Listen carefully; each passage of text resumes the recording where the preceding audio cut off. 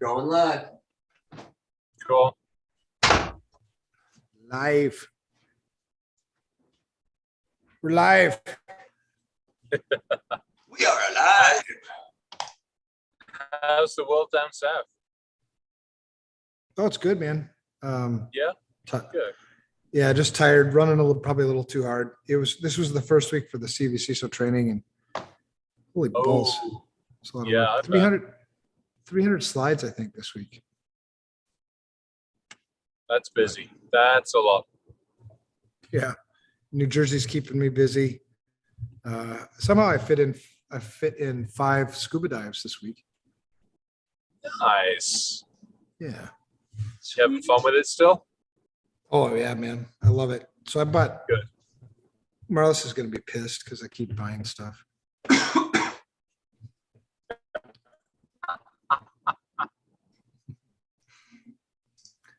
Yeah. So I have a full setup now, pretty much. Nice. Do you are we live? Yeah. Yeah. Sweet. Okay, that's cool. Good. I can't tell. I don't have like the laptop and the big screen and the YouTube next to me, so I have no freaking clue what's going on. I got a big screen in front of me, but it's got real life going on. Yeah. Where what part of the country are you in right now? I am 50 miles from Denver, so I started out this morning in Omaha, did some stuff there, then went to Lincoln and met up with a couple of amazing people there. And then from Lincoln, I ended up getting a tour, a guided tour around the Lincoln Capitol building in Nebraska. Unfreaking believable. I'll put some pictures up on Twitter at some point in time, but just an amazing place. And then left that, sweet, headed to where his kids are, and I'm heading back to the house. I should be there, give or take a bit, in about 45 minutes time. Chris was channeling his inner sheep. That was a lot of bah. Uh-oh, are we not getting signal from me? It's okay now. Oh God. All right, well, we'll see. I can maybe I can Okay, Chris. Yeah. Well, something like that. Let's see if it works. If it doesn't, just see if that works any better with video off. All right, audio seems okay so far. Yeah. You'd think they get this whole telephony thing shit figured out, wouldn't you, at this point? Well, they got to figure out the airplane thing first. Then we get into telephony shit. Yeah, airplane shit. Busy working on AI and blockchain, man. You put what on the blockchain? Oh, yeah, it's right here. I got it. You want it? You got it. Yeah, I didn't know. Was I supposed to bring that to the show tonight? Yep.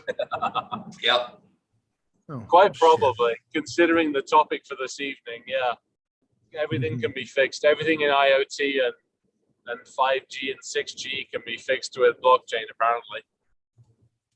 Oh yeah, for sure. It's a ledger, It is. So check this out. So I was diving today, and amongst some rocks, I was on like 50 feet, and I came around like this rock formation, and there was this, I've never seen it, but I thought it was an alien. Fucked up looking like thing with like, I don't know what the hell it was. It was like droopy, and I don't know if, I don't think it was a plant or anything, because there's not a lot of plants in that area. Jellyfish? So I don't know what the fuck. It was huge, man. So I freaked out. I was like leading. So I had my buddy kind of to my right and behind me, John Harmon, big dude.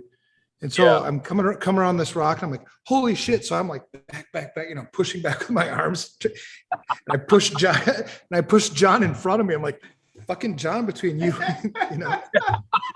John, you get the sea monster. Yeah. And so John sees it, and he's like, what the fuck? So we're both like, oh shit. I have no idea what the hell that was. I've never seen anything like it before. It looked like some kind of weird ass sea monster. You should probably get Stop get taking drugs. well, that too, but no, you carry on that. That'll make the diving fun and interesting. You should probably True. get a book. Get a book on what sea life is around that, Mm. because you probably want to figure out what's good, what's bad, and what's going to kill you and eat you or mate with you. Well, this was the first ever dive that we did without an instructor. And you found it. And you found the sea monster. Yeah, seriously. Fucking stumbled across Nessie. I was. Oh, that's We told him. We told him when we got back. He's like, "Huh." I'm like, Gustavo, you've dove this thing like a trillion. You know, this area like a trillion times, man. What do you think it is? He's like, I don't know. Fuck. Ancient astronaut. Yeah. That's awesome. That's awesome. So now I'm a little scared to go back in that same spot. I had my dive knife with me, but that would have been stupid to be swinging that thing around underwater. Yeah. You got to be really careful. If it's any kind of a jellyfish, most of the dangly bits are not the nice bits to hit. That's the whole reason for them is the collection. And so you end up getting yourself wrapped up in that. There's burns, paralysis, all sorts of fun things you can have happen.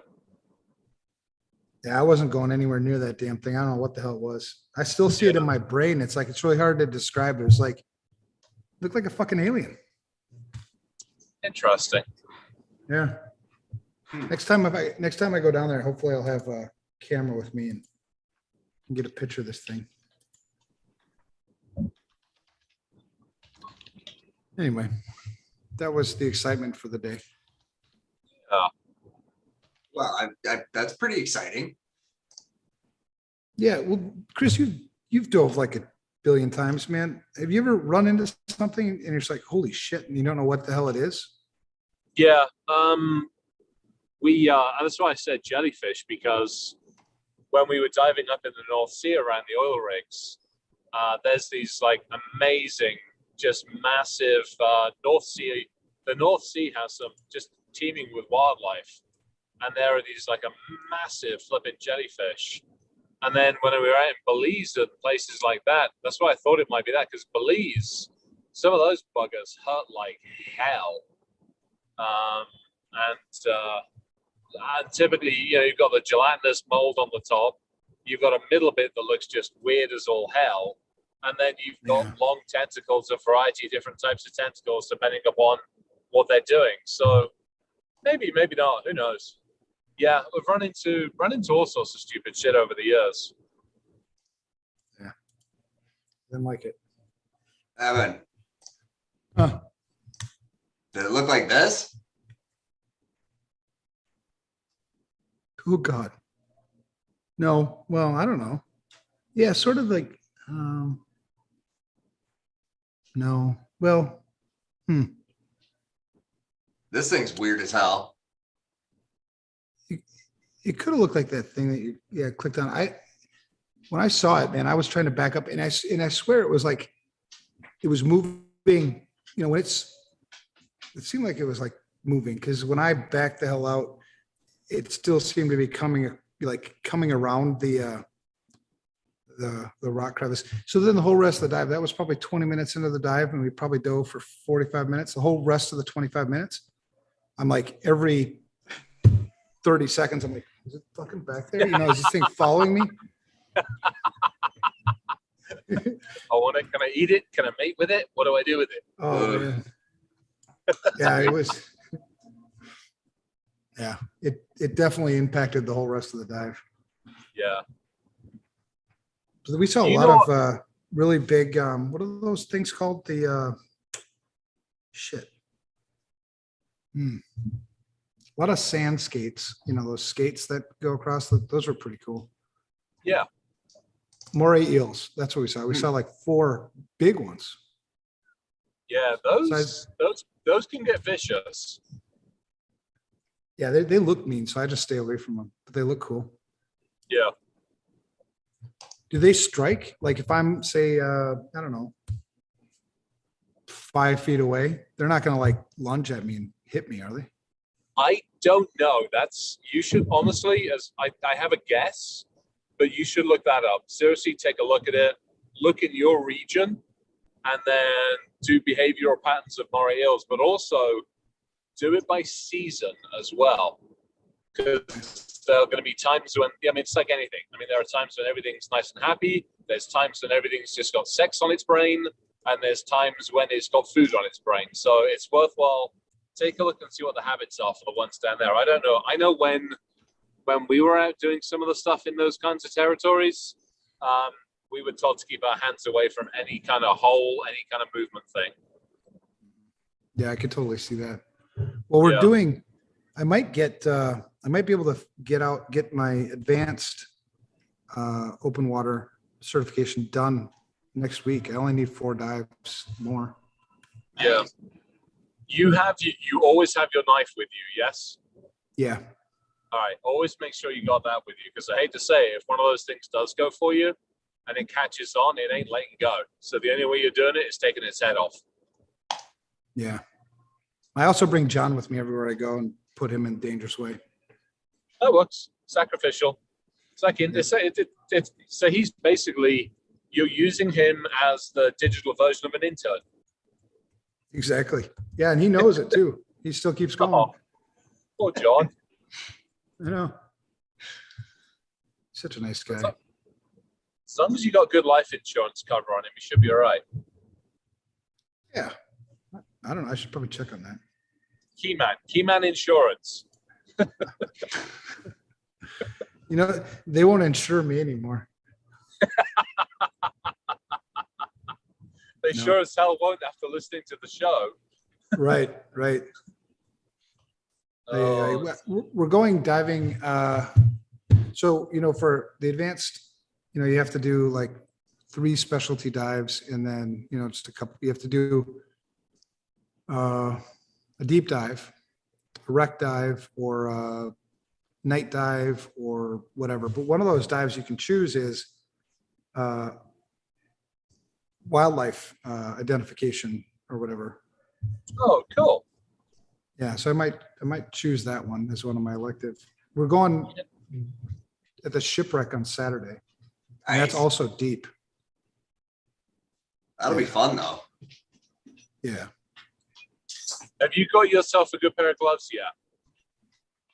No, I got fins, boots, BCD. I really like my BCD. I got a Cressy Aqua Ride Pro. So it's got a whole bunch of places where I can clip on a whole bunch of things. Good. And it's really comfortable. I got my knife, compass, computer. What else do I have? Obviously my mask. If you can, before you go wreck diving, get yourself some gloves. Get yourself some gloves. Okay. Yeah. Yeah, when you get down here, man, you're gonna love my instructor. He's flipping amazing. He's really, really good diver, and yeah, just a cool dude. He like fronted me for all that gear. He's like, we're tallying it up, because I bought all my gear from him. It was like $1,000, and I was just diving, so I didn't have any cash on me. He goes, yeah, just get it to me when you can. I'm like, really? I mean, I hardly even knew him at the time. I'm like, yeah, $1,000. Okay. I paid him. We're good.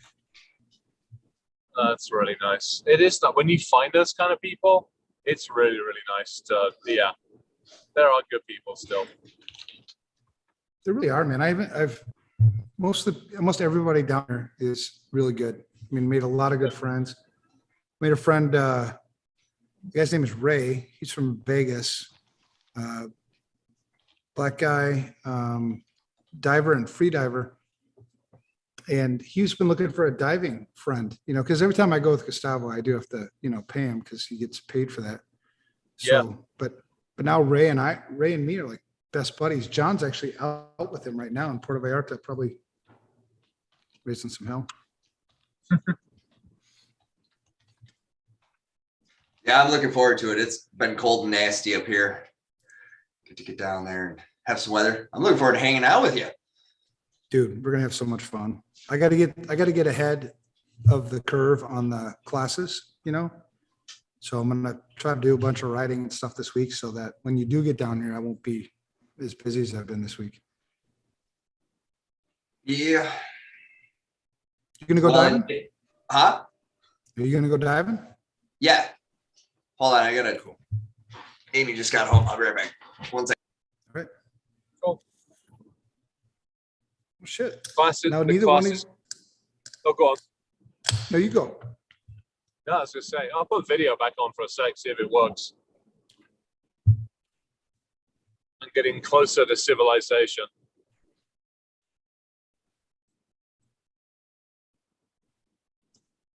Give that a go, see if that works for a bit. Let me know if it doesn't. Yeah, it looks good to me, man. Cool. So classes are going okay? Everything's going good with them? Yeah, I think so. You know, every time you take your first, spin through something, you know, there's always little hiccups and places where it's like, damn, next time I'm going to do that better. So it's, all things considered, it's good. Good. I'm glad. That's good. Yeah.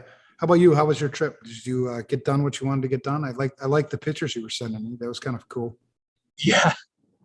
Yeah. Got everything done. I'm glad we came on site and I'm glad we did what we needed to do. It made a heck of a difference. Did a debrief on Tuesday and then did a debrief this morning. So help them understand a lot more. I feel a lot more comfortable now than I did coming into the beginning of the week.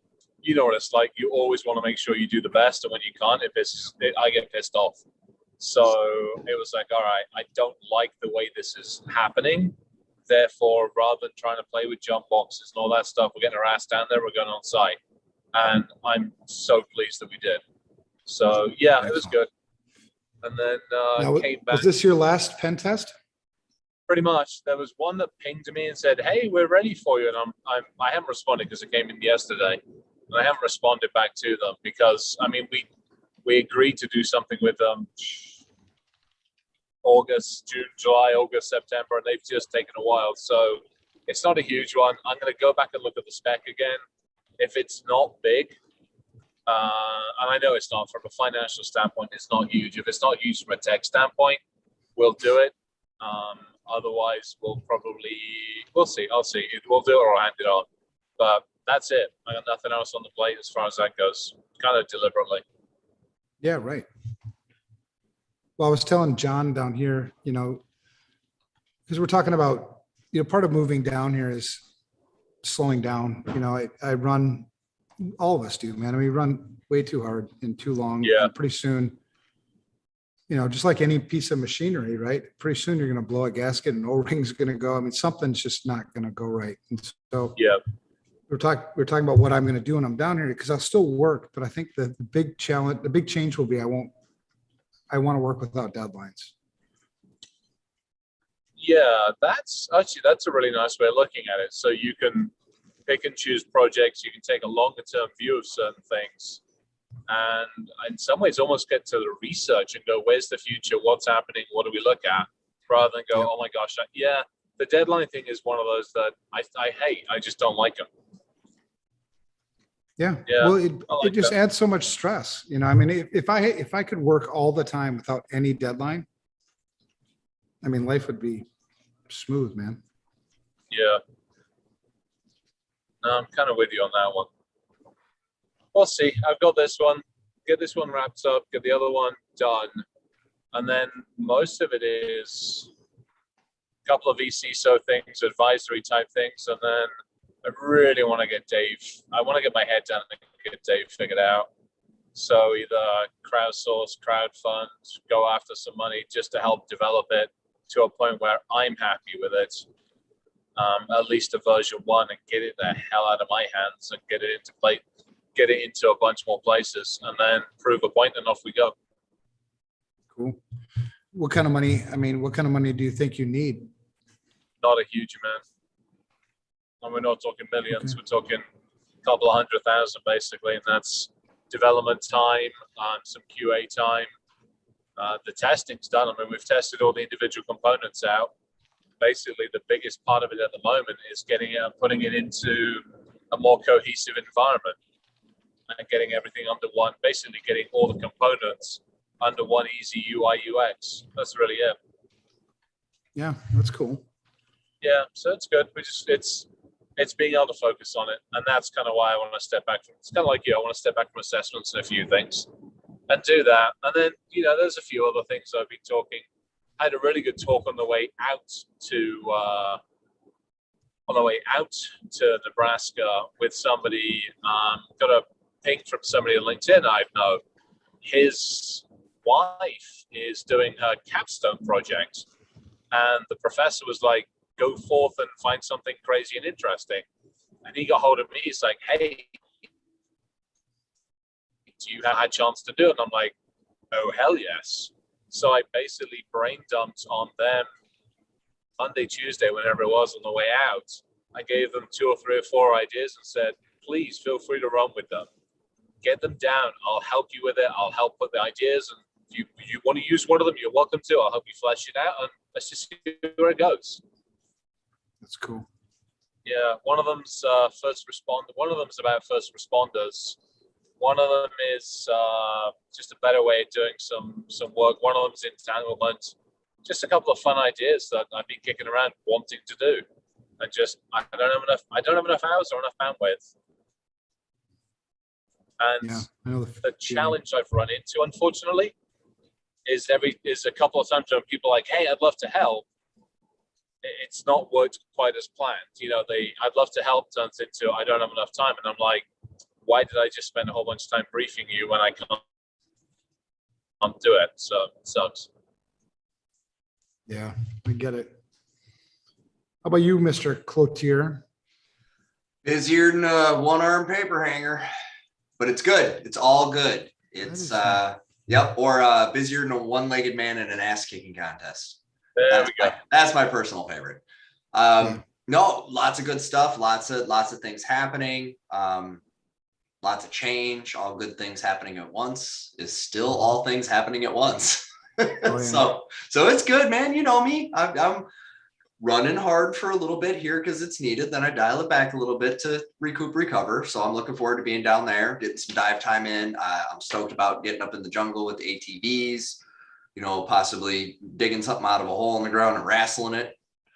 Yeah, you'll find it. No. Actually, what it is Evan's going to take me back to the sea monster. Yeah, there we go. Go wrestle the damn sea monster. Yep. Yeah. Last time I dived with Evan, I got sucked out to the ocean and lost from the group. This time when I go diving, I'm going to get into a fight with a sea monster. Yeah. Let me, I was thinking about tomorrow. So tomorrow's kind of in the afternoon. I got meetings all morning, but the afternoon, we're thinking about going into town and getting like a GoPro 9 or something. So next time I will have that on recording and you'll be like, holy shit, what the fuck is it? If I run into that thing again, man, I'm coming ready this time. It caught me by surprise this first time, but not a second time. I feel like your next dive is going to be very sleuthy. Yeah, whatever it takes, man. He's going to be hanging around rocks. That's what it is. We're going to find him hanging around. That's what I'm saying. It's like peeking across the side. Like, is it good? Is it clear? Totally. I swear I used a quarter of my air just backing up, getting away from that fucking thing. Yeah, totally. I remember the first time I was out in the open ocean doing some snorkeling. We had hired this crazy guy to take us out shark diving. And when this big ass shark came underneath me and I'm just floating and I had never seen anything like that before. And I was like, oh, I'm so brave. And as soon as I saw him, I'm like, fuck this noise. Yeah. What was I thinking? Back up. I know. And I did the same thing. And thankfully, when I was doing that, I felt John, because, my dive buddy, who was close enough. I felt him and I like grabbed and like pulled him like, yours. Yeah. It's amazing how fast, underwater, when you're scared, how you get that superhuman strength. I mean, he's like 300 pounds, man. And I was like, nope, you're right there. Yeah, that was cool. I love it. But yeah, diving's my jam, man. I'm easily going to get my my goal was to get 100 dives in before June of next year. And I don't think I'm gonna have any problem doing that. Sounds like you're doing good. Yeah, I really am, man. It's, so much of it stay within your limits, right? The deepest, Yes. because people are always like, well, how deep did you go? How deep? The deepest I've gone in all my dives so far is like 60 feet. It is 60 feet. Yeah. Today was 51-ish, but I'm not an expert, right? Take your damn time. Well, that and it shouldn't be about, it's about the experience. It's about enjoying it. It's about that isolation. It's about that ability to just relax and go, hey, this is what I want to be able to do. The whole charging down to stupid dive depths is great. I mean, you can go down and wave at the bottom or wave a couple of hundred Right. feet down for a few minutes. Well, so what did you do? Well, we dove deep. Who gives a shit? Right. I had the time of my life on the first dive, sitting on a rock, probably no more than 10, 20 feet at most, and just sat on a rock and let the aquarium happen. It was a blast. I got out by the lake. So the lake is just over 200 feet deep. I've wandered down that neck of the woods a few times, but you will find me more often than not between 35 and 60, 35 and 50, 35 and 60 feet, literally among the rocks. I'm looking for all the old bottles. I'm looking for I've got so many bottles that are like turn of the century bottles. I've got a bunch of like cool hand blown old beer bottles and Coke bottles from like 100 years, stupid stuff that stuff is freaking cool. I found a couple of extra wrecks that they didn't have marked on there that are just scattered in the rocks. And just stuff like that is just, I got more pleasure out of that. And quite honestly, just laying on the fucking bottom. And as you said, let everything happen around you for a change. Yeah, it's so cool when you're swimming with the fish and like they don't even care that you're there. There was some fish, holy shit, that was today too. On the bottom, and it wasn't very deep. On the bottom, there was like this, I don't know what the hell it was, but there was just this fish head sticking out of the ocean floor. Yep. And but it was something that was actually like watching me, because first he like pivoted. He's like, looks over at John. He's just like watching John. And then he noticed me and he's like, what are you, weirdest fucking thing. His head was probably no further than that much out of the, off the ground, out of the bottom. The rest of his body was somewhere buried in there. You should, have you ever watched anything by Sir David Attenborough? Oh, I love him. You know exactly where I'm going with this, don't you? Yep. So Sir David Attenborough did a series, and I can't remember what the one's called. It's it's the Blue Ocean one. Mm-hmm. He's done a bunch God, ever since I was a kid, I've watched and listened and stuff like that. You honestly should do the Sir David Attenborough stuff. You really, I think, would absolutely thoroughly enjoy it. Okay. I'm looking it up right now. Yeah, he did a series. In fact, you should probably take a look at ones that he's done, like South America and various other areas, just to give yourself better orientation on the ocean life that's going to be around you. And at least know, whether something's going to be happy with you, friendly, or it's going to try and hump your leg. Yeah, I'm just trying to stay away from everything right now. I feel like you've had been accosted by sea creatures, Chris, because you keep going back to the sea creature wants to get something from you. Fucking octopi. Let's just leave it at that. Wrestling an octopus on the ocean floor. I have been fondled by my fair share of octopi over the years. I like it. And jellyfish. Give it enough and time. Lots of fucking jellyfish. Yeah, jellyfish. Damn things. Yeah. So who's That's the thing, man. One of the cool things about diving is every single dive is something new. It's never two dives that are the same. I've already figured that out. You can dive in the same exact spot 100 times, and it'll be 100 different dives. You always see something different. There's always some kind of new animal that showed up or something, man. So I wouldn't recommend doing it yet, but at some point, do dusk into night diving. Get yourself a bit more proficient. Get yourself a bunch more experience, but do some evening, dusk, and nighttime diving. Get yourself prepped up towards that, because that whole nighttime, oh my gosh, that whole place comes alive. It's amazing. One of my specialty dives is going to be the night dive. Sweet. That's awesome. Yeah. Good. I'm excited about that. Marla will hate me. A little scared too now that I've seen that fucking monster. I saw that thing at the dark, because in the dark you can't, you only can see as far as your light is shining. I'm sure. I've never done it, but so everything's all black all around you, and then I can just imagine moving my light and like, holy fuck, it's like that fucker's right there. It's just a giant eye glowing back at you, like. Yeah. Grab the knife. Not that I wish your mind to do any more games on you than our minds do on us already, but go watch the Jaws trilogy before you go diving. No. Why? Well, that's the good thing about out down here is there are no sharks. The only sharks that are out here, no sharks. There's nurse sharks, but they're bottom feeders, harmless. That's right. Interesting. If you go out into the middle of the bay, where it's, I think the depth is maybe 500-600 meters. It's really, really deep out there. There are some tiger sharks down out there, but in terms of where we're diving in the bay, there's no sharks. That's actually really good. That's nice. When we were out in Belize, they had hammerheads and a bunch of other things, and we got the briefing.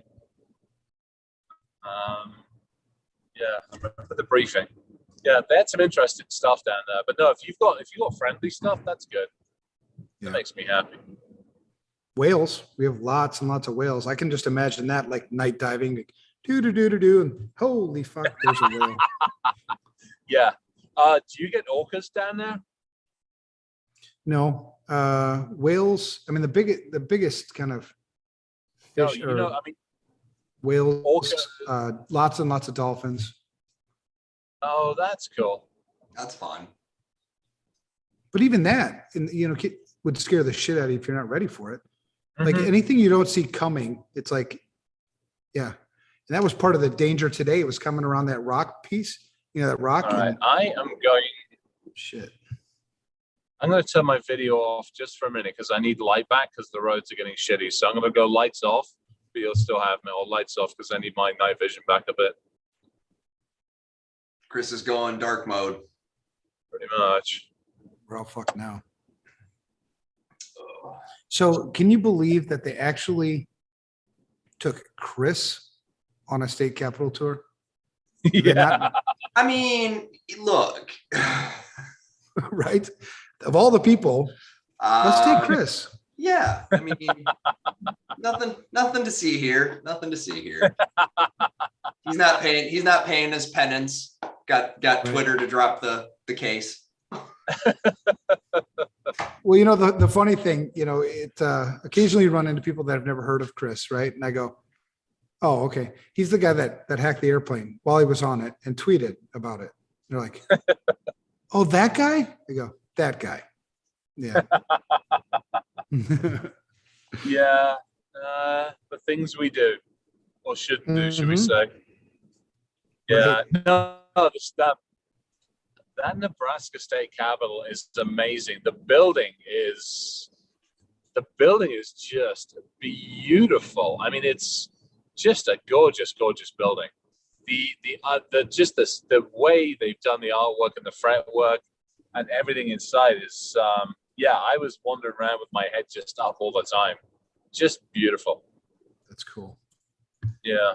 And I didn't leave anything behind and I didn't take anything. I was respectful because they were nice to me. I've been watching your Twitter feed ever since you left. Yeah, So far, no, so I good. was good. Yeah, I was good. Oh, you're waiting to see if it disappears? Yeah, like the security studio one did. Or, I'm Oh, sorry, the Shit show. The shit show shit one. show, yeah. And what was that? What day is today? Thursday. So that was Tuesday, Mhm. or was it yesterday? I don't know. I can look. Yeah, I went Did to go you ever post an get- update. And it was locked out because copyright something or other. Did we ever figure out what it was?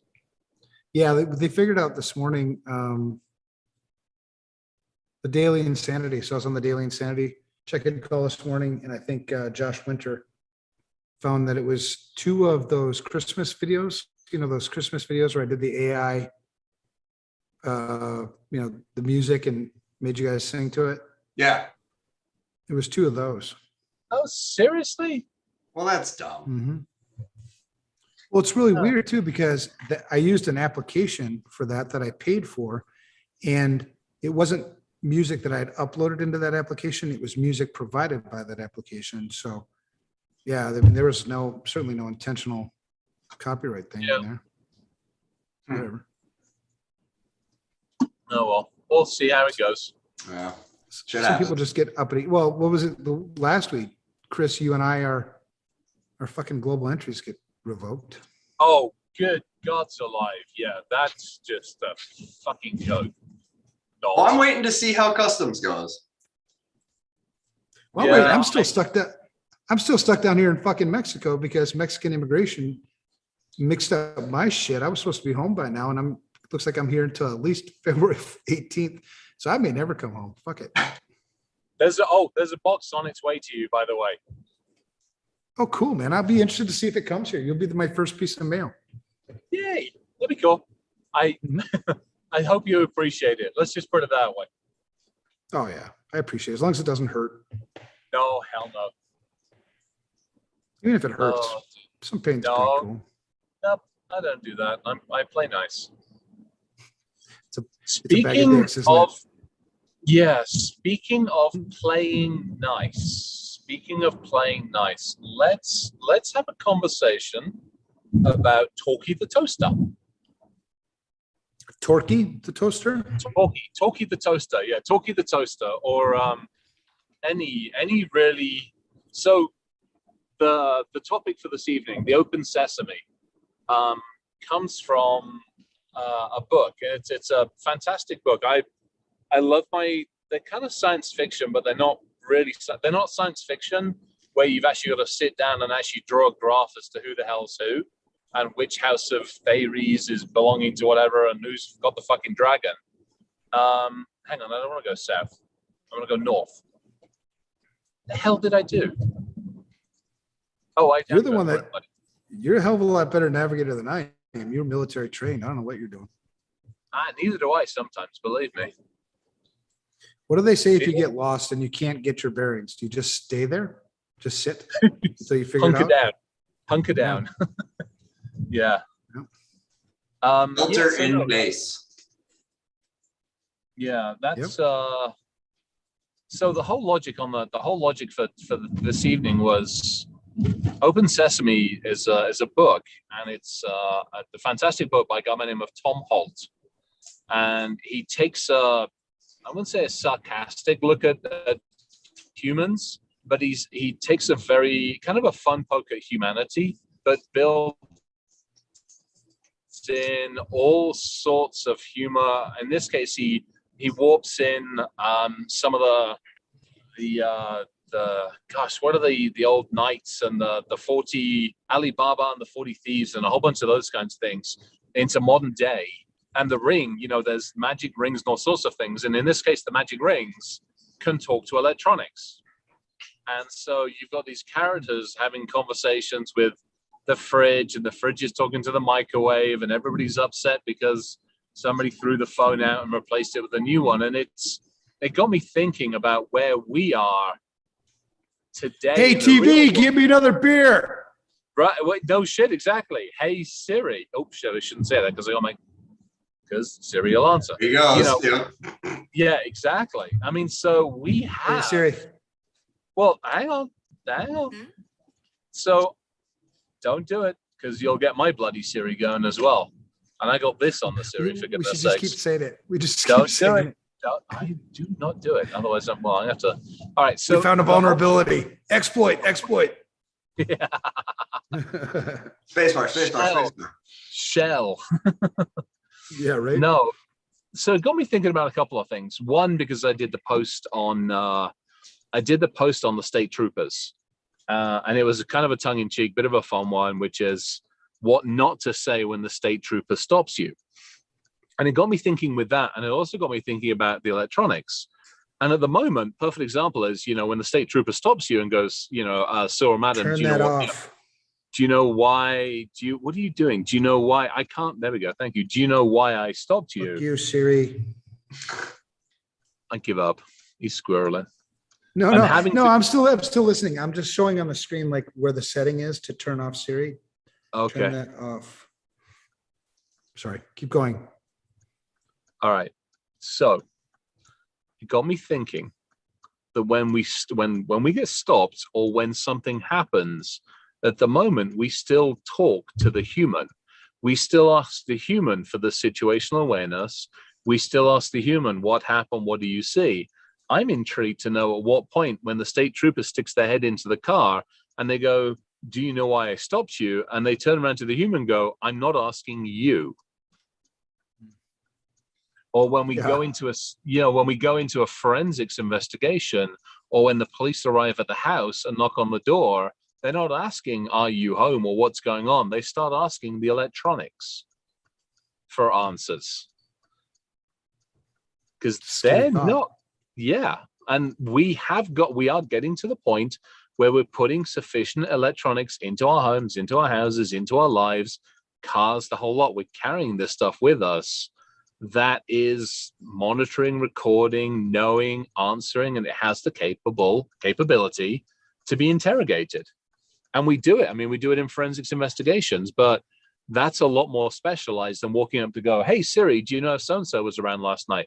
Why, yes, officer, blah, blah, blah, blah, blah. They were around here and they did this and they did this. And, at that point, you're screwed. So I'm intrigued as to at what point that happens. And then conversely, at what point will the electronics be held liable and responsible for blame? So interestingly enough, I would argue we are already at the point. Law enforcement has ready access to data that Amazon has collected via Alexa and other devices. They have ready access to data from Apple, Microsoft, Google. I mean, they buy it. They buy it in bulk. There are services available.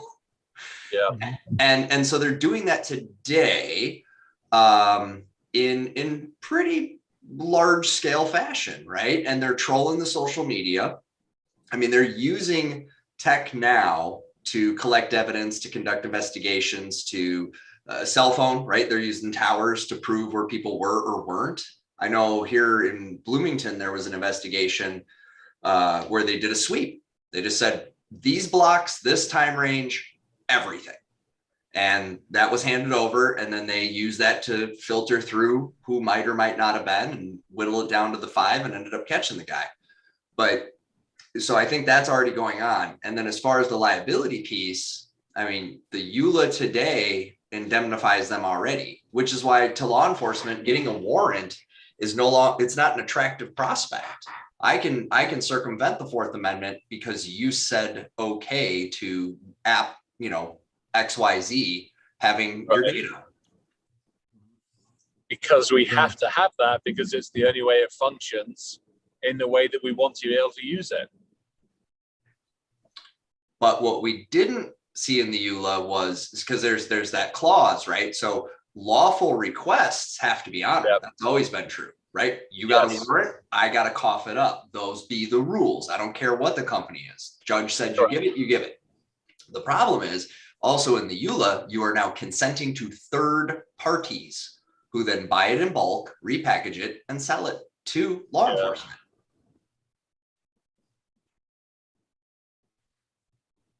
Yeah. That's where it gets interesting. And not necessarily. And so the law enforcement one's interesting because from a perfect example, stopping the car, there's typically probable cause. They're stopping you for some reason. If they suspect another reason, there's got to be a level of probable cause with it. If I'm buying something in bulk and I'm taking data, a perfect example would be like the cameras along the roads. If I start buying that stuff in bulk and I see that Chris is doing Chris is driving at Chris's speeds, well, can you do anything about that or not? Do you have to wait until you catch, or it's where it gets really interesting for me? Well, I mean, okay, so let's look at the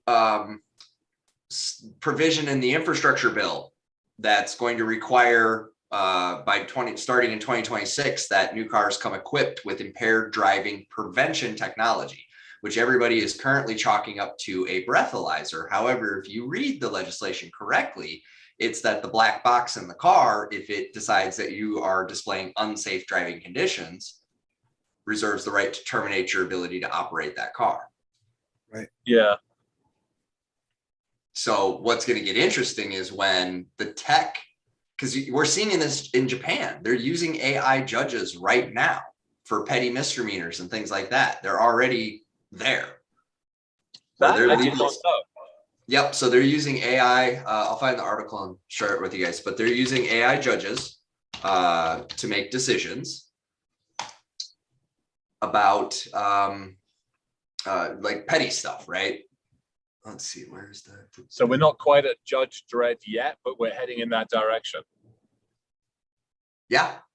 Right now, China's doing it with a chat app. What? Yep. Here, there's a.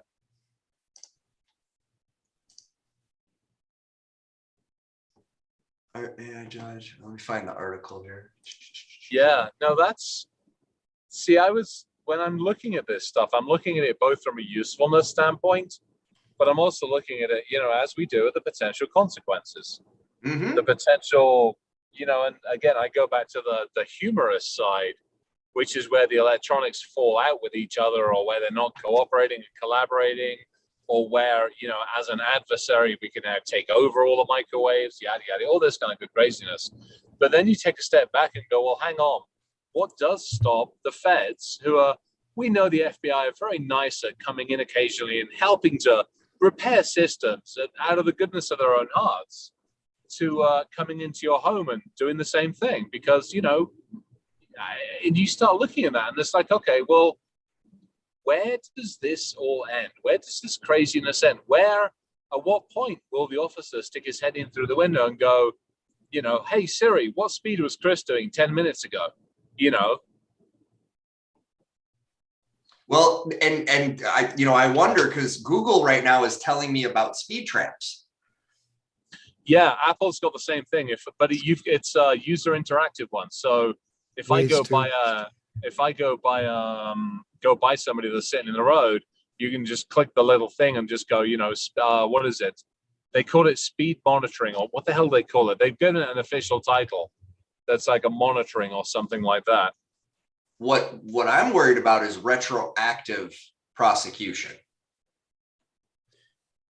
We've crawled through the data. Now that we have the computing power to crawl through the data, we've crawled through all the data. We figured this out. Even though there's been no accusation of crime, nothing, we've decided that enough flags have been flipped. I mean, they're already having problems with the AI they're trying to use to decide who to let out of jail early and not. Yeah. Well, and with China, because I know people that have, I know a lot of Chinese people and people that came back from China. The culture there is so much different, where they're accepting of this robot justice thing. Whereas our culture and many other cultures around the world, no, you know what I mean? It's not the way it's supposed to be. But China has been, their culture since the 40s, it's been dehumanized, right? Dehumanized. And you see videos of Chinese people walking past somebody dead on the side of the road. They just walk past them or walk over them, right? Or somebody, and you're starting to see kind of a dehumanization here in the United States too, where somebody's getting beat up or, assaulted or raped and nobody calls, nobody does anything, or they take videos of it. I think all this stuff is kind of blended together where we rely so much on technology, we start to lose our humanity. We're not humans. We start to act like machines, right? Which is really fucking scary because I like relationships. I like the people that I have human relationships with. And I wonder if that just becomes more and more rare. I don't know, man. It's messed up. It does. I mean, there's a lot of parents out there right now that have a better relationship with their iPhone than their kid, and the kid has a better relationship with its iPhone than the parent. Yeah, big time. Big time. I mean, the American Pediatric Association has come out and basically said, this is like a highly addictive substance, and we're spoon feeding it to 2- and 3-year-olds, and probably not a good idea. It's interesting, right? And you see the AI, being used. And Evan, you made an interesting point where the American culture, I would agree that traditionally that holds true. But if I am given the opportunity to go to jail now and see a real judge, or check a box and go free and see the AI judge, I know what Americans are going to choose, because we are a culture of lazy. We are a culture of convenience. It's not what we used to be, but it's what we are now. Well, and it's what made us it's what made us unique and made us, strong, was the work ethic. It was, you do what it takes to get things done. And yeah, sadly, we've lost a lot of that. Let me play devil's advocate for a moment. Would it bring in better consistency? I mean, as well as I do, the judicial system has its flaws, shall we say, having suffered at it a number of times. All of us have. Would it bring in, would it do away with some of the sleazy legal shit that we see? Would it do away with some of the fucking ambulance chasing bullshit legal stuff? Would we get better consistency? Would we get a more level playing field, irrespective of race, creed, color, orientation, background, ability to have a mansional 6? I don't think you would, man, because I think there'd be bias. There's always bias inherent in it somewhere. And I think so you said a couple things, the sleaziness. Yeah. I mean, but the way you fix that is, reform the legal system, reform lawyers, right? Yeah. Get rid of them and teach them different, because that's half the problem of why we're in the position we're in right now. The laws haven't kept pace with any of the shit we do today. None of it. Right. So there's that. And then the other thing about, the consistency, I think you'd have, instead of what you have now is just like a bunch of bumps in the road, I think what you'll have is just one deep rut. So everything over here, everything on the sides will be level playing field, but that rut, don't get in that rut, because that's where the bias is going to be. And I think that bias, just like it'll just, with AI, it'll just continue to get reinforced, and deeper. And for anybody who's in that, whatever the logic is that puts you in that rut, whatever the bias was that puts you in that rut, you're fucked. Doesn't matter if you're guilty or not. All right. I would like to carry this conversation on in a minute. I am literally just pulling into the garage. Nice. I have made it home. Nice. Oh, and good. I can hear Milo already. And humans are conniving, we can be really conniving. So if I knew where the rut was, so then I would just do everything on the fringe to not get caught. Just don't get in the rut. Well, not just that, but anytime there's money involved, you want to fix the justice system, take the money out of it. There you go. Hey, I'm going to dash for a sec. Take the politics out of it. I'm going to leave you two to talk. It's supposed to be justice. I'm going to leave you two to talk for a minute. I'll be on downstairs. Sounds good.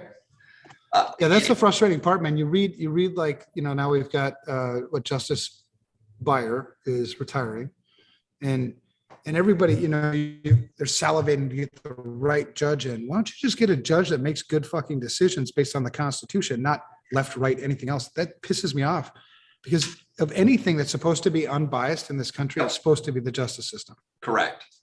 not. It's supposed to be blind, right? Fuck, it drives Blind me with crazy. scales.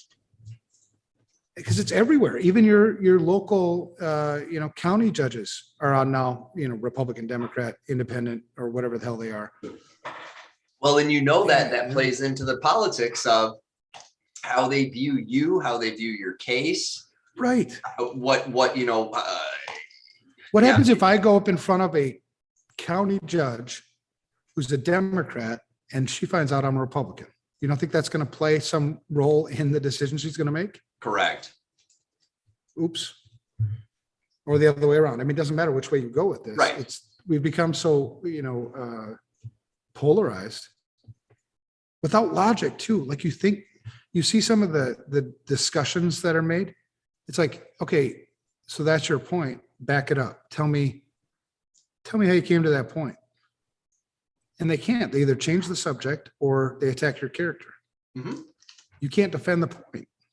And so do I want to judge like that? Do I want to judge who can't defend their decision? Instead, they're going to do it because they didn't like what I said or what I looked like, or all politics aside, we got a few sitting on the top bench right now that if we go purely on qualifications and balanced calm and these things that we would expect to want in our top judicial people, not seeing a lot of it. I was talking to a friend about this.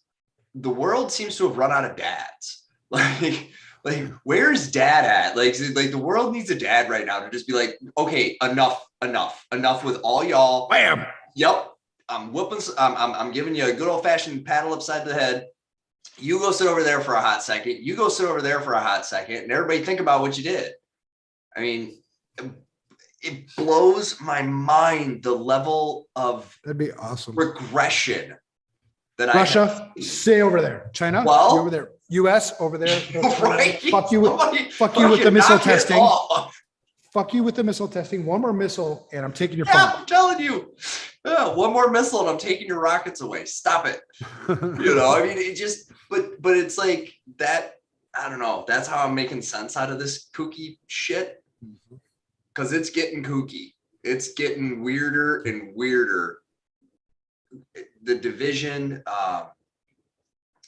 and to your point, like, I haven't heard a good argument supporting a position outside of talking to you guys. Like, what I hear is rabble, rah, rah, rah, false statements, unverified things, and fuck you. Like, yeah, and if you disagree with me, oh yeah, no, I don't ever want to see you again, hear from you again. Not every just name, go away every now, name in the go away book. forever. I read a news article. I think it was this morning. Obama's former deputy chief of staff, I think, and I can't remember her name. It's a cool ass name, but she was on there and she called that Arizona senator, who went against or voted against the filibuster or whatever. I guess that's a really, really bad thing. Don't do that. Called her a cunt. And I'm like, that is a word you are never supposed to use, ever. Oops. Unless you're British, Unlike- in which case that's what you call your buddy. Unlike this podcast, but nowadays that's accepted, I guess. You know what I mean? It's like, I don't. What have we come to where we can't have logical discussion? So, and you bring this full circle with machines are going to be doing this shit for us. We just continue to become more like animals, where we just continue like devalue life, devalue logic. Because why do I have to think? Why do I have to learn logic? Why do I have to learn critical thinking? I got a machine to do it for me. Right. But the machine won't be able to choose your decisions for you. I don't think. And I think I showed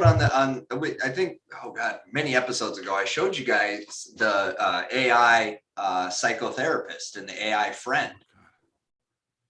Fuck AI. That is only evolved, by the way. And there are many, many, many people telling their deepest, darkest secrets to this computer, having like a more meaningful connection with this chat bot than with the person on the couch next to them. When you mentioned Japan, Japan in the last, I don't know, there was a study I read the last 10, 15 years, they're having troubles. They're having a population decline. Mm-hmm. And the reason why they're having population decline is because one contributing factor is people are having relationships with machines and not each other. Mm-hmm. So they're That is dating correct. machines. I'm like, dating a machine? Are you kidding me? I mean, have you seen some of them dating machines? no, but dude, my wife, I mean, I get the real thing. There ain't nothing ever going to top that. Well, and here's the deal. There's no fun in the sport if you can turn the bitch setting to off. What's the fun in that sport? That's true. I'm a better That's man true. because I got a sparring partner that looks out for me, right? I'm a better man because of my partner. Oh, If for I've sure. got a feedback loop that just the way everything perfect, the way I want, all the time I want, whatever. Ooh, that's not good. Because then that person's going to go outside at some point and bump into another human, and now we got a problem on our hands. Right.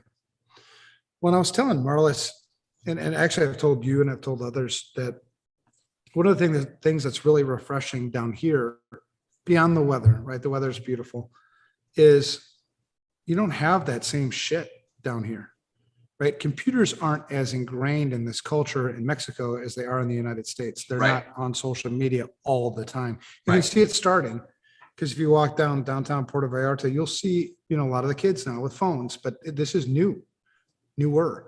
This, the teens and the preteens, adults, pretty much normal humans, you know what I mean? Mm-hmm. And if you come, to a country like this and spend like a few weeks and just notice how it's different. Because one of the things I've also noticed is it's easier to have meaningful conversations with people here in Mexico than it is in the United States. Mm-hmm. It is absolutely easy as hell to make friends here. In the United States, it's tougher, right? Because now, and we talked about this too on what the dating apps now, they're asking questions like your political affiliation, these things. It's like, and do you remember that crazy time when mom was a Democrat and dad was a Republican and they had dinner together and they were happy? And hell, mom was a Catholic and dad and they was had a a discussion. Jew, shocker. It's right. just, and that's the problem, right? Is because the phone allowed for isolation and then that reinforcement loop. And those two people that watched the same news show and then went, I disagree with what he said. And they're like, oh yeah, well, I think this about what got said. And then that debate happened, that growth happened, that either agree to disagree or common understanding is now been replaced by my version of the truth versus your version of the truth versus the next version of the truth. And none of it's true. Well, bring it back to that, the dehumanization piece, right? It's really easy to not respect somebody when you don't view them as a human being. When you view them as, I don't know, some ideology or some whatever, right? If I view you, like, let's say I'm a Democrat and you're a Republican. You don't see me for me as a human being. You see me as the enemy. You see me as the Republican or the Democrat and not who I really am, right? So we like just dehumanize and we don't take enough time to really get.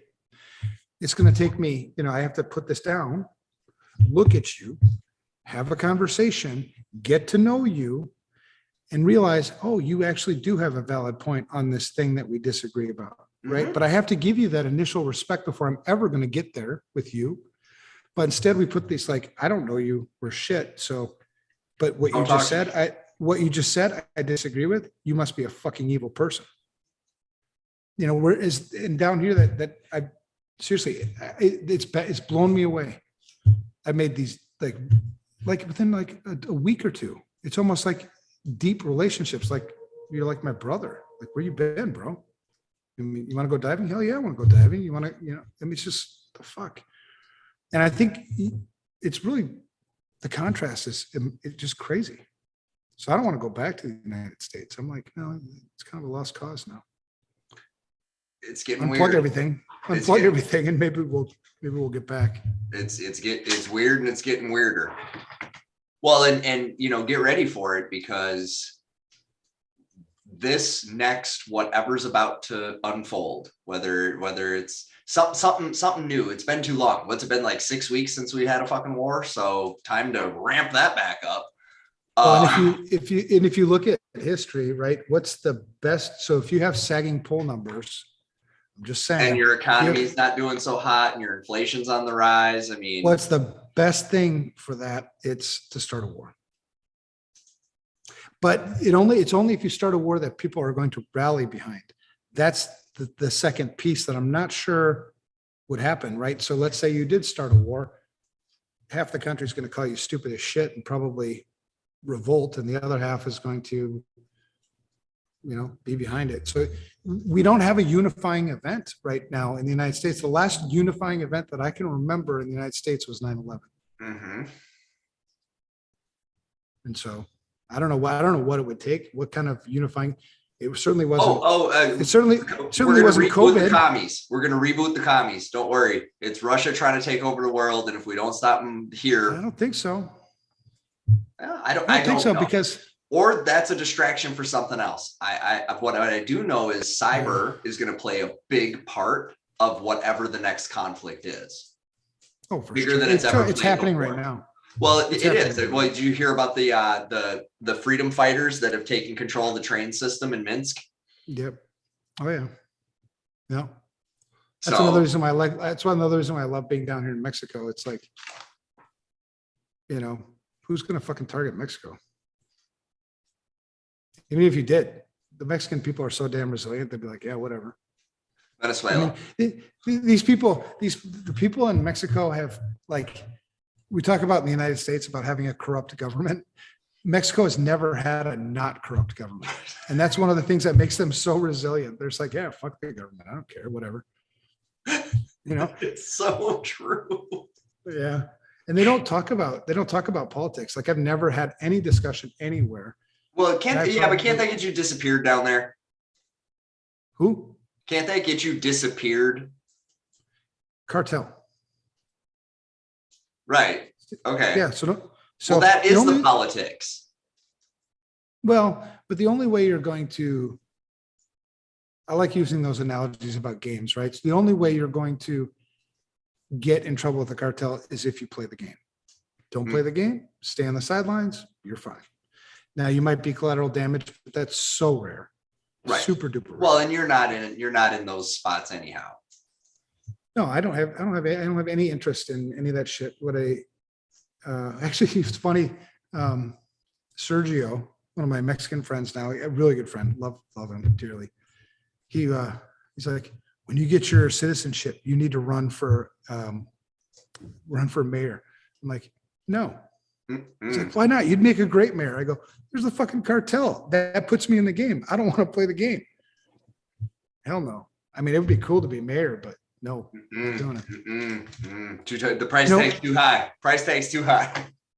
No, and I came down here to not have the stress anymore. You know what I mean? Not to go and to play that shit. But what was it, 3 days ago? So the cartel here so we're in the state of Jalisco, right? And so you have the Jalisco New Generation Cartel, JG, whatever those initials are.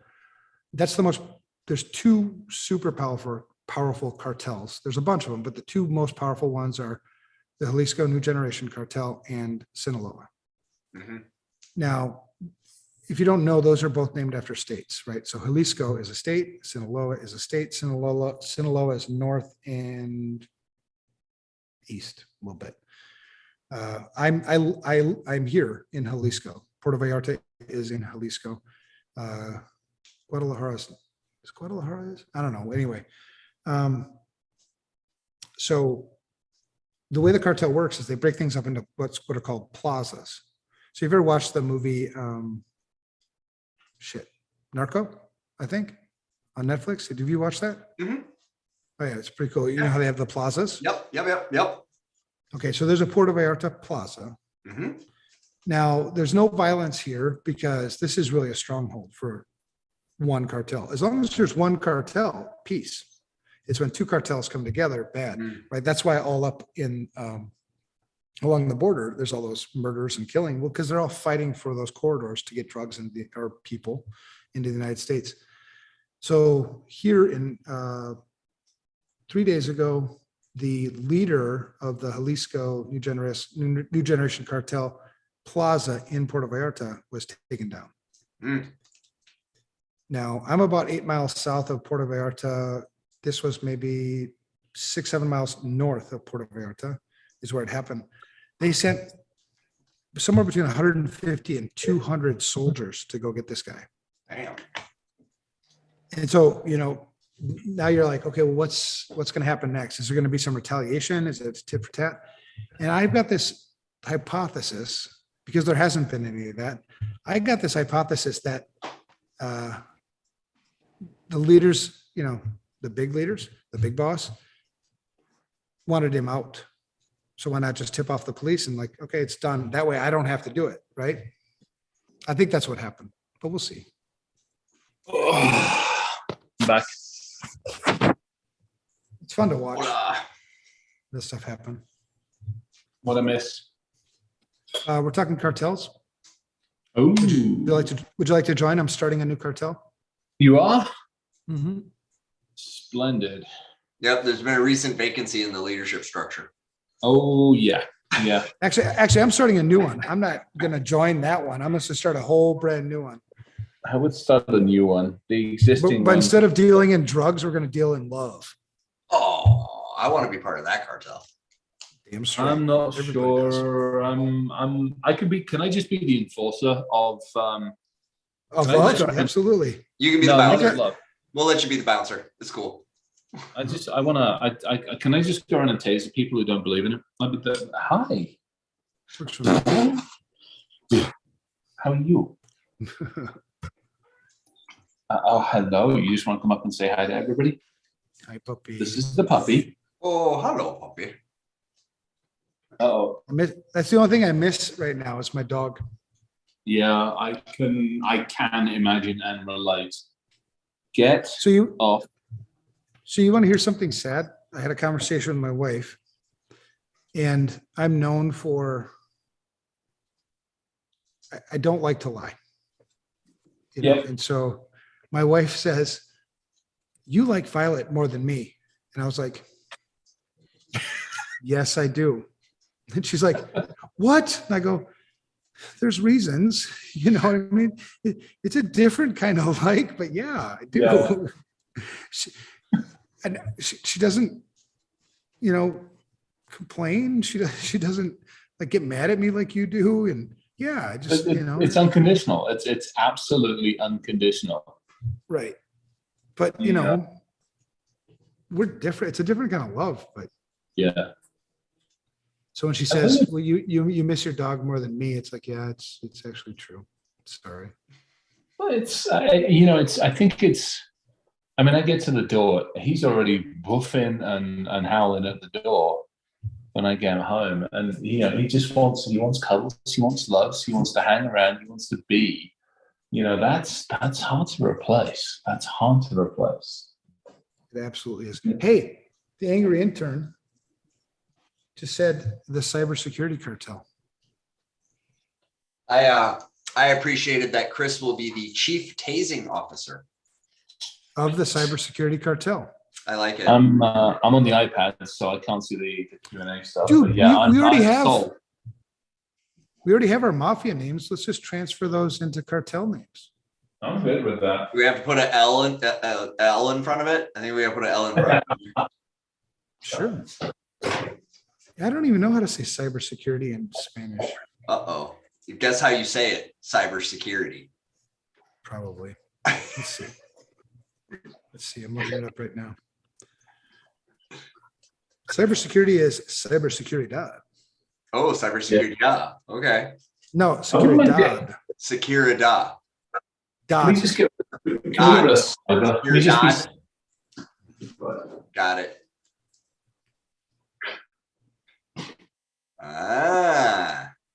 Spelled a little different. All right, I might register a domain tonight.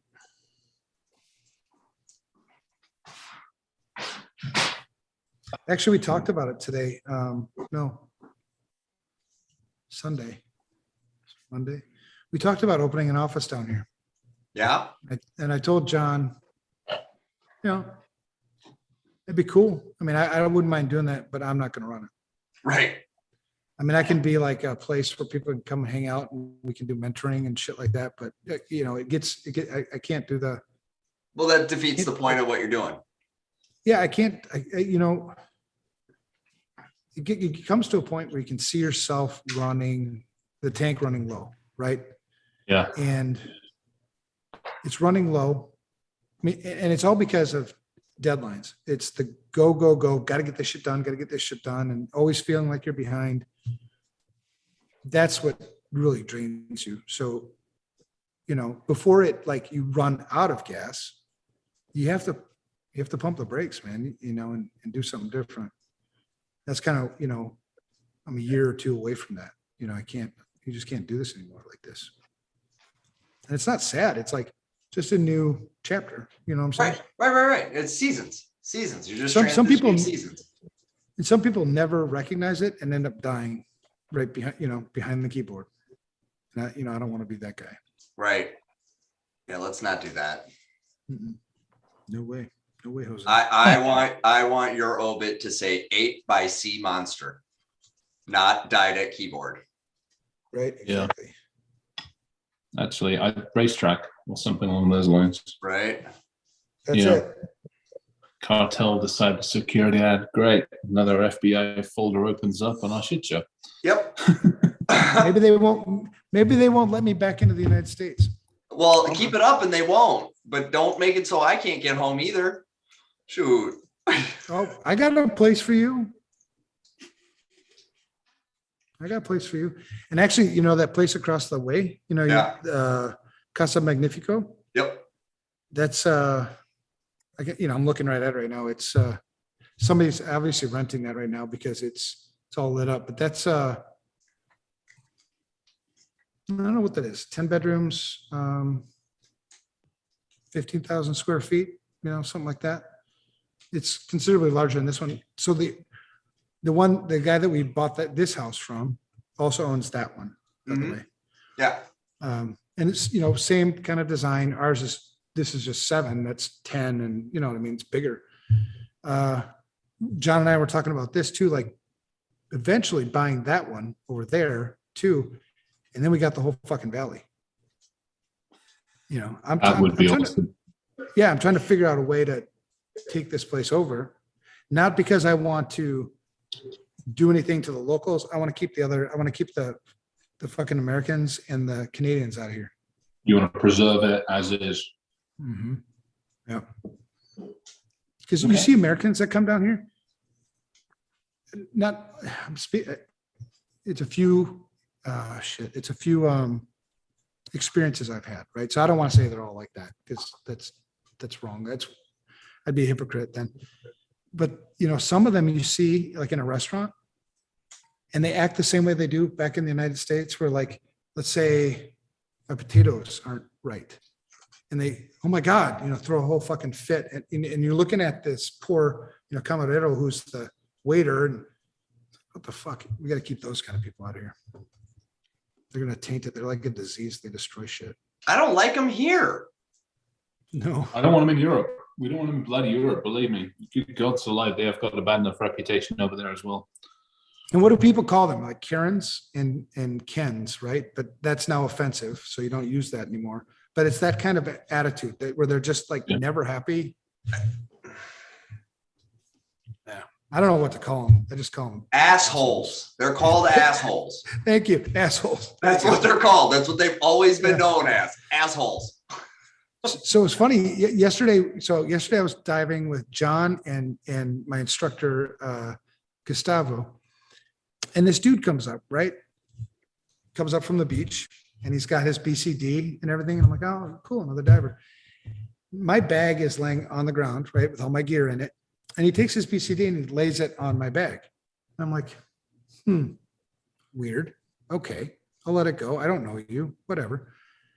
And then, well, it turns out, long story short, that's that Ray guy. That's now like an awesome friend. I can't wait he's like going to be my best dive buddy. But had I been, Mr. Jump to Conclusions, how dare you fucking touch my shit, we wouldn't be friends right now. Yeah. I would have missed out on this whole opportunity. I'm excited to become like, closer. He moved down here from Vegas. He lives down right. I'm kind of see his house from here. Yeah. And he wants to dive every day and he lives here. I'm like, nice. It's just the best day ever. That's awesome. I can get 2 feet. So if you do the math, because I was telling John, we're going to dive every single day down here when I move down here. If you do the math, that's 365 dives a year. Mm-hmm. Master diver in no time. Uh-huh. Well, every dive I learned something, man. Oh shit. Hey, you know what you're going to give up for your master diver. If you want the official master diver, you know what you're going to give up. My penis?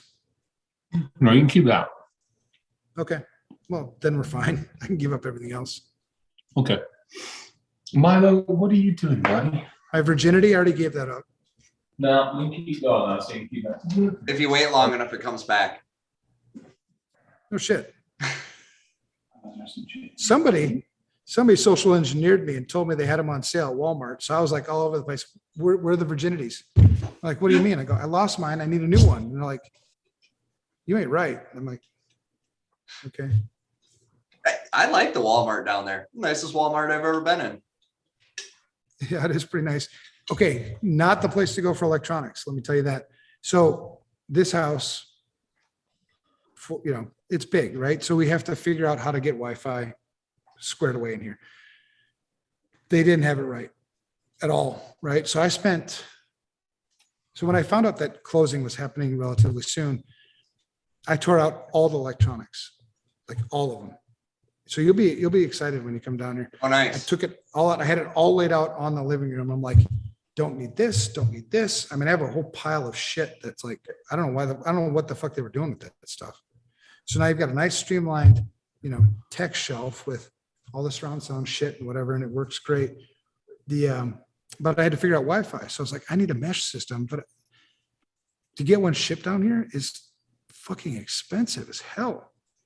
So I'm like, there's got to be a place somewhere. It's a pretty good sized town. There's got to be someplace somewhere. So I went to Walmart. I went to this other electronics store. There's no Best Buy here. Finally, I was like, fuck it, Office Depot. Maybe they got something. So I go to Office Depot. They actually had a mesh system, one of the TP-Link ones that I sort of kind of like. It's not the model, but so I threw this in here on Sunday. Looks like a fucking champ. You haven't noticed any lagginess in this? No. I've been pretty impressed with the bandwidth. I still have the shitty ass telco. Right. So 15 meg down, 1.5 if you're lucky up. So you had to do some serious optimization to make this shit work over here. God, yeah. Well, yeah, especially if you get more than one device at a time trying to do anything. Well, that's another thing that came with the TP-Link. Some of the configuration options are pretty cool. So I can like blacklist. If I see a connection, I'm like blacklist. Why? Because my fucking network. John sort of noticed because I like bumped up the key. This system, right? Oh my God. This system is like, if my system's talking, ain't nothing else talking on the internet right now. And so John was like, the bandwidth. Yeah. So John's like, man, that new mesh system sort of sucks for me. I'm like, oh, really? Oh, damn. Yeah. Maybe I'll have to go get another one. I don't know. It's working fine for me. Must be you. Fucking Windows. Yeah. Funny. John's funny because you can play all kinds of jokes with him because he's techie enough, but he's not a security guy. He's never been in the shit. Right. I think In the shit. Right. Yeah. So you can always like poke and play with him. It's funny. He doesn't even know you're doing it either. He's like, yeah. This damn phone, Zoom. Yeah, I social engineer the fuck out of him every day. That's really funny. And I put him in front of the sea monster. I mean, yeah, don't pull that shit with me. Let's just let you know right now. I don't make good bait. I can't promise anything, man. You never know what's going to happen. When things happen, things happen. I mean, I had a buddy once. Hey, how about this? How about this? I'll throw you in front, but I'll give you my knife. I'll go here. I mean, maybe. No, I actually had a buddy once, didn't have a driver's license, and we were getting pulled over. And before I knew it, I was sitting in the driver's seat. I don't know how he did this maneuver, but he was, obviously not a big dude, and he was, larger guy. Just all of a sudden, grabbed me. In the driver's seat I went. He's in the passenger seat. And the cop's walking up like, I just had this shocked look on my face, like, hi, officer. Yeah, apparently I'm driving the car now. Why, yes, I have a license.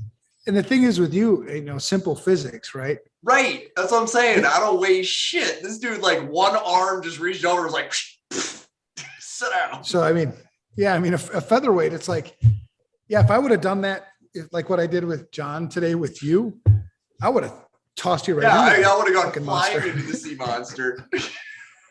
I would have like, oh shit, I threw him too hard. Fuck, I need him. Then I'd have to fight the sea monster for you. Oh shit. Yeah. No sea monster. All right. So I don't know what to do about this shit, man. I think to be honest with you, to me, it seems like we're past the point of no return. Mm-hmm. In some countries, in some places, in some cultures. Now, just like any disease, I think it's only a matter of time before it hits everywhere, before it does come to Mexico too. And I think the best we can do here is, and that's one of the things I was telling you about that I wanted to do down here, and I still do, was there's a escuela, right? A kindergarten school or elementary school right down the hill. I want to donate computers, and I want to teach them responsible use. Responsible, right? We have an opportunity where we've got a green field where I'm going to tell you all about the dangers before I give you this shit, right? We'll need to figure out some ways to demonstrate the dangers, I think, without scaring them. But we also use the phone, but use it responsibly. Yeah. Right? So basically, you're starting your cartel off at junior level, right? Because you have to start with the kids. Yeah. Because honestly, it's our generation that fucked this up seriously, big time, right? Mm-hmm. Because we are the generation that remembers what it was like to not have a phone strapped to my side all the time. We remember what it was like to have to ride my bike to my friend's house if I wanted to see them or interact with them. We remember that shit, and then we grew up with it, and we went so damn fast that we never took the time to be responsible. And this next generation that comes behind us, they're basically fucked, to be honest. Well, and part of it was you went to that friend's house and they weren't home, and then you had to figure out what you were going to do. Yeah. Because you couldn't go home. I was watching, I saw something, it might have been TikTok or Insta Reel or some shit, but it was about Gen Xers. And essentially, so our parents either hated us or were indifferent. We were left free range. You better get your ass out this house as soon as you wake up. Don't you dare come back until the streetlights come on, and I could give a rat's ass what happens to you in between. The majority of us were raised that way. Yeah. And in that was how you learned how to navigate, how you learned how to communicate, we all got one pulled over on us at that point. We all pulled one over on somebody at that point. You lived a life. And I don't think when you're on the phone, and I'm guilty, right? I'm guilty. And I really struggle right now because I need to be on social media because we have important things that need to get said, and I've got thoughts I want to share. And I'm telling you, every blasted time I open it, I maybe get through the first top 5 tweets, which are basically you two guys. And then I'm like, nope, fuck it. I can't, I'm off it. Done with this shit. Yeah. Because it just sucks. I'm like, what am I doing? Really, what am I doing here? Right. So I don't know. There's thankfully there's a growing movement of people that are ditching their smartphones and they're going back to the old Nokia brick, call me, text me. Text is nice. I can dig. Text can stay. Not all, but I think as my buddy, my cousin calls it, the glowing dumb box, right? And he's very, and he's a bit of a Luddite, which is fine, but it's just not good. When I got my dad on a smartphone, he had been off one for so long that he actually by default uses it responsibly, right? He uses it like, oh, it's a calculator too? Shit, yeah. He's on the job. Figure out the tips. Yeah. But that's not how he interacts with the internet, because that's not how he learned to interact with the internet. Now, sitting in his office in front of his old school desktop that I've tried to convince him to replace with a laptop for I don't know how long, he'll burn away time, but it's not the same. It's a different, I don't know about you guys, but my phone versus my workstation is a different experience interacting with technology. It's not the same to me. Maybe partly because it doesn't go to the bathroom with me, it doesn't go to the couch with me, it doesn't go to dinner with me. Right? You're not dating that thing? I'm not. I've been making love to mine every night. But I wonder how much of it's that, right? Like, is it the always on factor?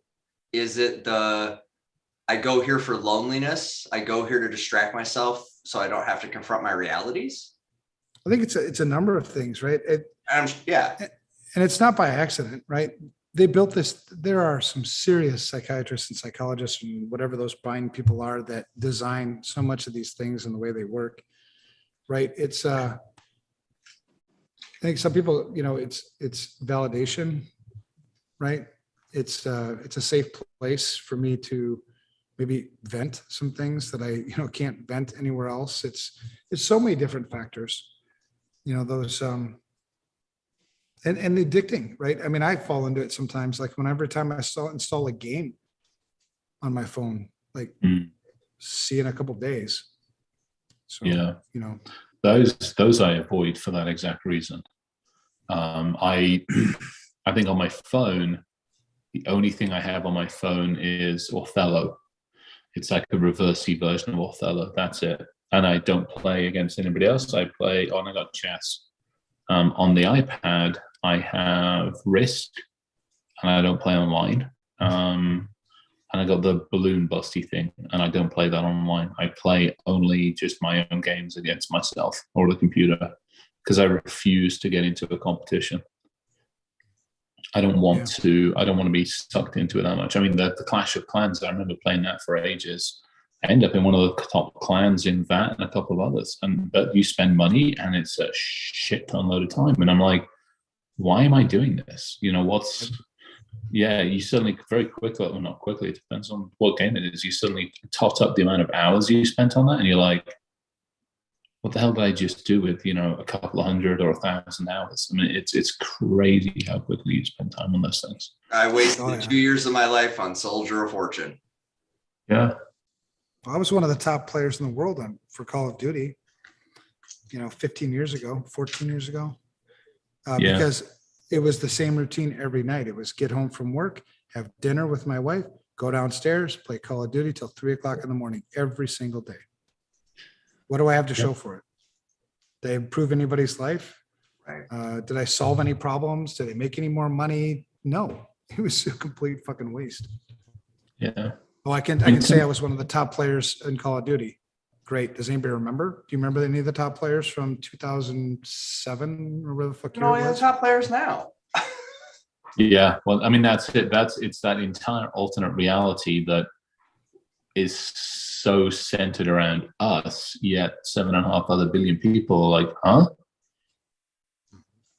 Well, and it's that fractional reality too. We talked about this at, I don't know, it was the last show or the show before, but meta and not meta in the sense of Facebook's attempt to rebrand themselves away from liability, but like the mixing of, I gotta pee, I'll be right back. The mixing of perceived reality with physical reality, right? Yeah. Obviously AR isn't just going to be for surgeons to locate, you know, things during surgery, right? It's going to have entertainment value. It's going to have the digital, you know, avatar girlfriend experience, and it's just going to further draw people out of the reality they're in. I mean, I don't know about you, Chris, and sometimes thinking this way makes me feel like a bad person, but I go into generally any public space and go, there's at least 50 people here I could rob blind, and they'd never even know it happened. They're completely clueless, like, rob you blind, take my time. Hell, even talk to you while I do it, and you still wouldn't fucking know what's going on. Yep. That's too easy. It's not good. I know. And then my biggest fear is when they do turn off. There will be a day they turn off, either by design or by nature or whatever. But I promise one day they're just going to go bloop. And I'm very, very, very worried. Oh dear. Yeah, it's going to be interesting. Because then you just stole reality away, and they've been so far removed from their physical, non-convenienced. And if we keep eroding some of the structures without contingency planning, like we're not doing a good DR plan for retail right now. Yeah, we are. It's called Amazon. And just-in-time shipping that fucking never shows up. Just in time is great, as long as the ships arrive in the port in the right way up. And well, I don't have truck drivers to move the damn thing from the dock to the store or to the warehouse. Yeah, you know, I don't know. It's not to get too doomy and gloomy about it, but I do think we are at a pivotal moment. That's part of why I'm pushing as hard as I am right now. That's part of why, you know, what Evan was just talking about with the school and stuff. I do believe that if we do an intervention, it will be we will avoid outright full-blown catastrophe. I do think we've got some road to hoe, even if we start cutting things off at the pass. So if you see what the FTC is doing, you see what insurance is doing, right? They're starting to up the pressure on everybody to patch your shit. Yeah. Well, it's reminiscent of the early days of the automotive safety standards. All right, got a bunch of people dying in the thing. It's a problem, right? It's costing money. Like, let's be honest, it was never about people dying. It was about money. People, yeah, it was about, I'm losing money because I insured so-and-so and their head got lopped off because your steering wheel is, you know, 400 with a giant metal spike on it.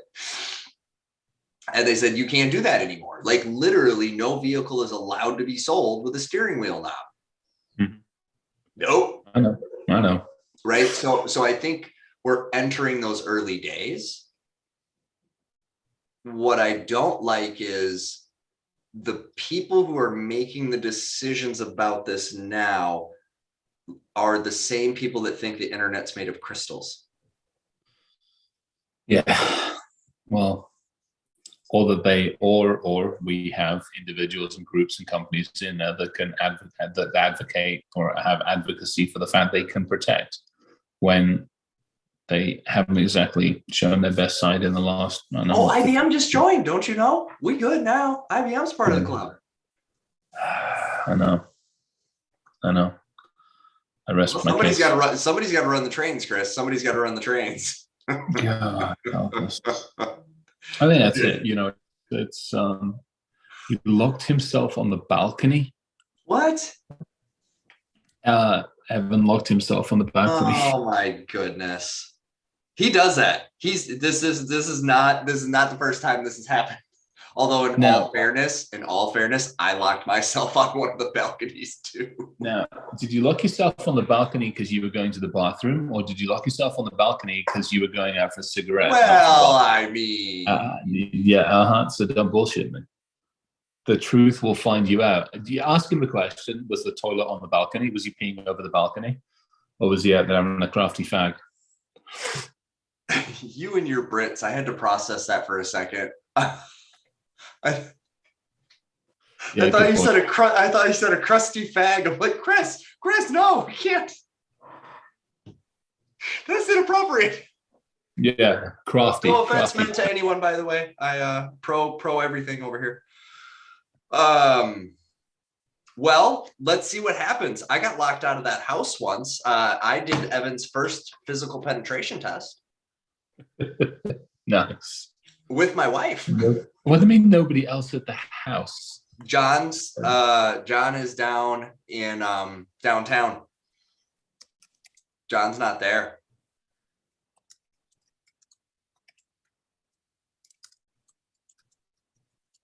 Well, that's not good.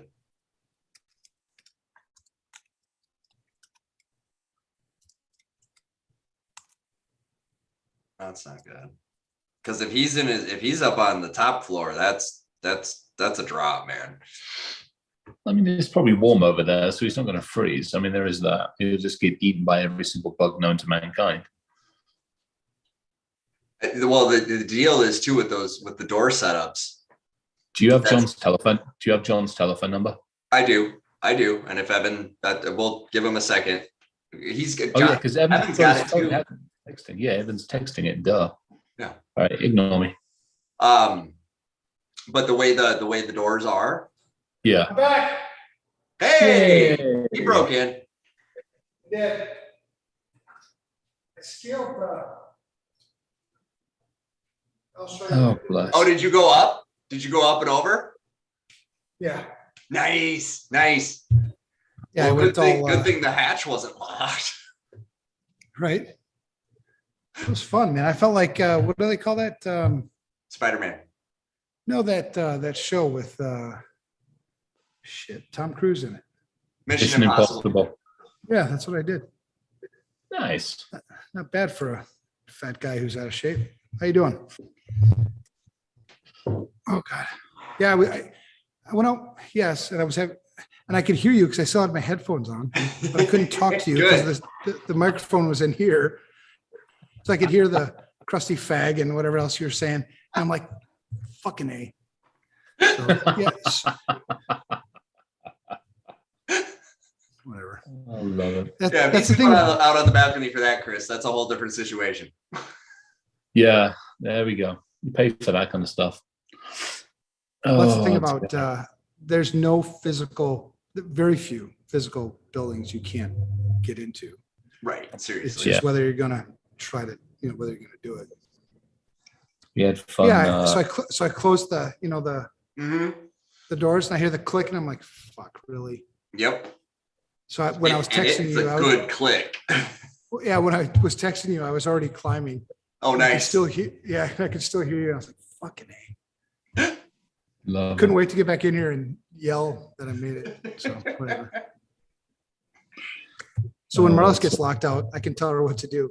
I'll just climb up, and she's like, Just "No." shimmy up this pipe and hook your foot around here, And it's like halfway when you're pulling yourself up, you're like, in my mind, I was thinking, what would I sound like if I fell? It'd be like a thud. It'd just be like, boom. I was like, well, I don't want to hear that sound, so I'll just try to keep holding on. Yeah, let's not do that. And this is why, Chris, we cannot get him any insurance. I'm not saying a damn thing. That's stupid shit I get up to. So it would definitely be the pot calling the kettle black. Let's just put it that way, shall we? When you know what happened, so the reason why John is down here, so we found out that my visa it was so funny, man. So I'm walking up to I had an appointment on, Tuesday before the last Tuesday. And then they said that I should have my visa by 29th, I think, or tomorrow, 28th, I should have it. So I took the taxi. It's like a 45-minute taxi. I get there for my appointment. And as I start walking up, I could see her face, right? When people pay attention to other people, you can read things, right? So I could read her face and I could read that something was wrong. So I was like, fuck, whatever. So I get up there and she goes, I got bad news. And I'm like, I bet you do. That's exactly what I said. I'm like, I bet you do. And she's like, yeah, so the appointment that we had scheduled for you, Mexico City messed up and we can't get you until the 4th. I was like, okay. So I didn't argue at all. I just walked away and went on my way. So then I get back I tell Marlis, and she's freaking out. She's like, oh shit, Evan in Mexico by himself for 3 weeks. Like, this is not going to go well. It never does. I always get in trouble when you leave me alone. So John overhears this conversation. He's like, I can stay till the 3rd. And Marlis like, really? Can you? So it's like, John's my babysitter. I need a babysitter. So John's my babysitter until the 3rd. But then you guys don't get down here till the 5th. So I still have a day to get all kinds of drama. Please don't. No, Just don't. Just make that the day you sleep. Make that sleep day. Maybe. Yeah, stay up for like 2 days before. Just 2 days straight. So you're just drained. And then just crash for a day. Actually, on the 4th, so John leaves on the 3rd. You guys come on the 5th. On the 4th, I actually have my real appointment now. So at least I have that. It'll be good. You can take all your dive gear to pieces, check all the O-rings, check all the seals, get everything cleaned up, get everything sorted out, go through it, get everything nailed, and put it all Test back it out together. in the pool, get out, rinse it off, check it again. Yeah. Make sure it's I all like that happy. plan. That's a good plan. Yeah, I Actually, do I've that. been working on the plan to get Marlis diving. So she agreed to try, but I don't want to try like in the ocean, right? Too much for her. No, do it in We're the going to have to take, exactly. We're going to take super duper baby steps. So the first thing we're going to do is we're going to put a tank in the pool, and she's going to stand there with the regulator. And I just want you to learn how to breathe. That's all, right? Just put your head in the water, breathe, get used to that. That's what it feels like. That's what it's always going to feel like. And then we'll put a mask on. We'll put the head all the way underwater. I mean, we'll take super duper baby steps, because I would love to dive with my wife, man. That'd be like one of the sexiest things you could ever do. That'd be cool. And I think if you do that that way, take that approach, I think you'll be successful, right? It's the fear factor, so if you just little by little. Yeah. We did Nice. snorkeling a few times for her, but she can't figure out how to breathe that way. Because no matter what, you're going to have a little bit of resistance, right? From, when I'm breathing now, there's no resistance. And even with the regulator, even with like the really super finely tuned regulators, the super nice ones, they're still just a teeny bit, because you have to, because there's a valve there. Yep. Yeah. And that just freaks her out. Interesting.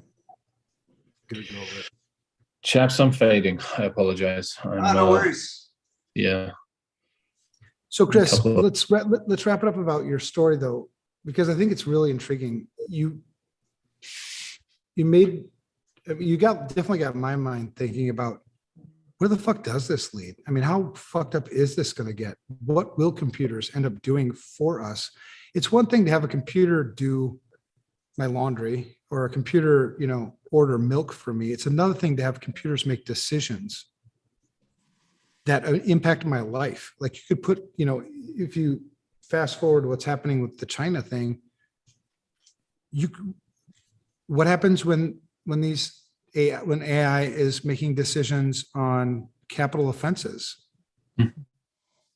Yep. Based off of evidentiary, based off of whatever it figures out. Oh yeah, all sorts of interesting stuff. Mutable evidence.